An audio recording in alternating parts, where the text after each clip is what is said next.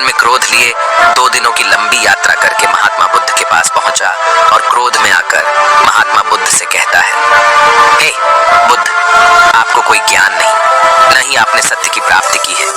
आप तो केवल भोले भाले लोगों को फंसाना जानते हैं, अपनी चिकनी चुपड़ी बातों में उन्हें बहलाना जानते हैं।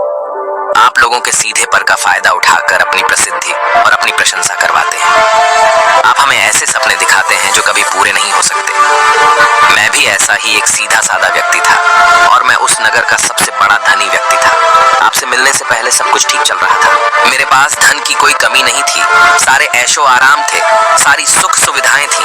लेकिन जब से मैंने आपका उपदेश सुना, मैं आपसे इतना प्रभावित हो गया कि मैंने आपकी बातों को ही मानना शुरू कर दिया और वो सारी चीजें छोड़ दी जो मुझे संसारी जीवन से जोड़ती थी। अर्थात संसार की सारी मोहमाया मैंने त्याग दी और आज देखिए आपकी वजह से मेरा पूरा परिवार भिखारी बन चुका है। वह छोटी सी कुटिया में रहता है, यहाँ तक कि रोज के खाने के लिए भी हमें तिल तिल मरना पड़ता है। आपकी वजह से मैं पूरी तरह से बर्बाद हो चुका हूँ। उस व्यक्ति के इतना कहने के बाद महात्मा बुद्ध शांति से मुस्कुराते हुए उस व्यक्ति से कहते हैं, आखिर तुम्हारे साथ क्या हुआ है और तुमने मेरी बातों का क्या मतलब निकाला? इस पर वह व्यक्ति महात्मा बुद्ध को सारी बातें बता देता है। आप कहते हैं कि धन दौलत की इच्छा करना, ये कामना, ये वासना से बुरी है। आप संसारिक जीवन को बुरा कहते हैं और खुद इस संसार में आकर भिक्षा मांगते हैं। आप आध्यात्मिक जीवन को अच्छा बताते हैं, किंतु मेरा एक प्रश्न है, इस आध्यात्मिक जीवन से हमें क्या मिलता है? इससे हमें क्या लाभ? आपने कहा था कि हमें आध्यात्मिक जीवन से सुख प्राप्त होता है, लेकिन मैंने तो जब से आध्यात्मिक जीवन अपनाया है तब से मुझे केवल दुख ही दुख मिला है। यहाँ तक कि मेरे पास जो कुछ भी था वह भी सब मैं खो बैठा हूँ। आप लोगों को झूठा सुख दिखाकर उन्हें अंधकार में ढकेल देते हैं। क्या यह वास्तविकता नहीं है? इस पर महात्मा बुद्ध मुस्कुराते हुए उस व्यक्ति से कहते हैं, बेटा, तुम बहुत दूर से आए हो, अभी तुम विश्राम कर। रात को आकर मैं तुम्हें तुम्हारे सभी प्रश्नों का जवाब दे दूंगा। पहले तो उस व्यक्ति ने इनकार किया, लेकिन महात्मा बुद्ध के आग्रह पर वह व्यक्ति महात्मा बुद्ध की बात मान गया और आश्रम में जाकर विश्राम करने लगा। रात्रि के बाद महात्मा बुद्ध उस व्यक्ति के पास आए और कहा, बेटा, मैंने एक व्यक्ति की बात सुनी। वह कह रहा था कि एक हाथी हवा में उड़ रहा था और वह अपने पर तेजी से मारता हुआ हवा में चला जा रहा था। उसने तो यह भी देखा कि एक बड़ी मछली अपने पैरों से जमीन पर चल रही थी और एक कुत्ता समुद्र की गहराइयों में सांस ले रहा था। इतना कहकर महात्मा बुद्ध शांत हो गए। वो व्यक्ति महात्मा बुद्ध की सारी बातें सुनकर महात्मा बुद्ध से कहता है, हे तथागत, उसके आगे क्या हुआ? आखिर आप चुप क्यों हो गए? तभी महात्मा बुद्ध उस व्यक्ति को समझाते हुए कहते हैं, बेटा, क्या तुम्हें लगता है कि ऐसा वास्तव में हो सकता है? इस पर व्यक्ति जवाब देते हुए कहता है, बुद्ध, अगर आप कह रहे हैं तो यह अवश्य ही सच होगा, क्योंकि आप इतने बड़े ज्ञानी हैं। आपने सत्य की प्राप्ति की है, तो आपके मुख से निकला हुआ हर एक शब्द तो सत्य ही होगा। तभी महात्मा बुद्ध मुस्कुराते हुए उस व्यक्ति से कहते हैं, बेटा, क्या तुमने कभी पहले ऐसा कभी होते हुए देखा है? क्या तुमने कभी किसी हाथी को देखा है जो पर के साथ हवा में तेजी से उड़ता जा रहा हो? इसके जवाब में वह व्यक्ति कहता है, तथागत, मैंने तो कभी नहीं देखा।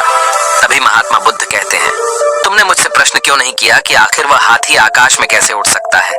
इसके जवाब में व्यक्ति कहता है, हे तथागत, आपके मुख से सुनकर मुझे ऐसा लगा कि मानो वह सत्य हो और आप कह रहे हैं तो यह सत्य ही होगा, इसलिए मैंने आपसे एक भी बार प्रश्न नहीं किया।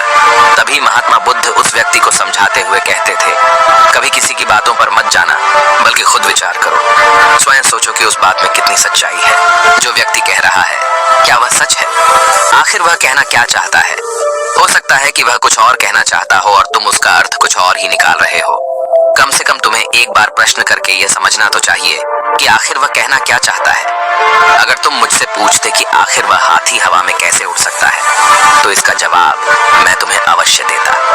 मैं तुम्हें ऐसा बताता कि एक छोटा सा बच्चा अपने खिलौनों के साथ खेल रहा है, वह हाथी को हवा में उड़ा रहा है और कुत्ते को पानी में डूबा रहा है, और रही बात मछली की, तो वह उसे जमीन पर चला रहा है। क्या ऐसा संभव नहीं हो सकता? इसके जवाब में व्यक्ति कहता है, हाँ, बिल्कुल ऐसा हो सकता है कि महात्मा बुद्ध उस व्यक्ति को कहते हैं, इसी प्रकार मैं कभी किसी को निर्धन या गरीब होने के लिए नहीं कहता। निर्धनता या गरीबी तुम्हारे विकास में बाधक बन जाती है, जिससे तुम और कुछ नहीं सोच पाते, न ही कुछ समझ पाते हो। इन भिक्षुओं को देखो, जब इन्हें भोजन की आवश्यकता होती है तो ये भिक्षा मांगने के लिए निकल पड़ते हैं। लेकिन ये भिक्षा कहाँ से आती है?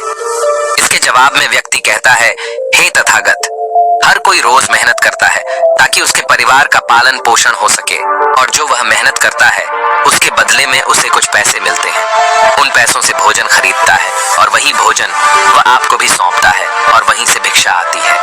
तभी महात्मा बुद्ध उस व्यक्ति से एक और प्रश्न करते हैं, बेटा, ये बात तो सत्य है, लेकिन तुम क्या मुझे यह बता सकते हो कि आखिर यह धन कहाँ से आता है? इसका जवाब देते हुए व्यक्ति कहता है, हे तथागत, धन तो सभी लोग अर्जित करते हैं, सभी कमाते हैं। तभी महात्मा बुद्ध इस व्यक्ति को समझाते हुए कहते हैं, ठीक इसी प्रकार दुनिया में यदि हर कोई भिक्षा मांगने लग जाए तो आखिर भोजन कहाँ से आएगा? अनाज कौन उगाएगा? व्यापार कौन करेगा? और लोगों की रक्षा के लिए धन कहाँ से इकट्ठा होगा? लोगों की जरूरतें कैसे पूरी होगी? यह सुनकर व्यक्ति थोड़ा सा अचरज में पड़ गया और महात्मा बुद्ध से कहता है, किंतु हे तथागत, आप ही तो कहते हैं कि मनुष्य की इच्छा, कामना और वासना, लालच और क्रोध, ये सभी मनुष्य के विकार है और हमें इनसे दूर रहना चाहिए, तभी वह आत्मज्ञानी कहलाता है। तभी महात्मा बुद्ध कहते हैं, बेटा, मैं तो अभी भी यही कह रहा हूँ कि मनुष्य को इन सब चीजों से दूर रहना चाहिए। इस पर व्यक्ति महात्मा बुद्ध की बात काटते हुए कहता है, हे तथागत, पर दुनिया तो इसी पर चल रही है, इसके बिना भला यह संसार कैसे चल सकता है? हर किसी को पैसों की जरूरत है, बिना पैसों के वह अपने परिवार को नहीं चला सकता, वह अपने परिवार का पालन पोषण नहीं कर सकता, वह अपने परिवार के लिए भोजन नहीं, और यदि वह पैसे नहीं कमाएगा तो वह भूखा मर जाएगा। तभी महात्मा बुद्ध कहते हैं, बेटा, ये संसार इन चीजों से नहीं चल रहा, इन चीजों से बिगड़ रहा है। इस पर व्यक्ति कहता है, हे तथागत, आखिर आप क्या कहना चाहते हैं? मैं आपकी बात समझ नहीं पा रहा। संसार में इच्छा, कामना, वासना और क्रोध ही तो है, और जब हम इनका त्याग कर देते हैं तब हम आध्यात्म के मार्ग की ओर आगे बढ़ते हैं, अर्थात मुक्ति के मार्ग पर, यानी कि हम सन्यासी के मार्ग पर चलते हैं। इस पर महात्मा बुद्ध जवाब देते हुए कहते हैं, बेटा, तुमने जो कुछ कहा वह भी एक बहुत बड़ा सत्य है। इच्छा, कामना, वासना और क्रोध, ऐसे ही बुरी भावनाओं को छोड़ देने से हम संसार छोड़कर सन्यासी हो जाते हैं, और इन्हीं सभी चीजों को छोड़कर भी हम संसार में जी सकते हैं, धन कमा सकते हैं, मान, पद, प्रतिष्ठा और सम्मान कमा सकते हैं, क्योंकि हम सब अपना कर्म ही तो कर रहे हैं। एक किसान खेती करता है, पर वह अपनी खेती बिना बुरी भावनाओं के भी कर सकता है। एक व्यापारी व्यापार करता है, और इस व्यापार में चीजों को यहाँ से वहां पहुंचाना होता है, और वह व्यापारी इन चीजों को बिना बुरी भावना के कर सकता है। ठीक उसी प्रकार एक राजा भी अपनी प्रजा की रक्षा करता है, और वह भी अपने कर्म बिना किसी बुरी भावना के कर सकता है। और एक भिक्षु इन सभी लोगों को सही प्रकार और सही कार्य करने के लिए मार्गदर्शन करते हैं, जो उस भिक्षु का कर्म है, जो उसका कार्य है। और जो व्यक्ति जागृत होकर अपने कर्मों का सही पालन करता है, वास्तविकता में वही सन्यासी है।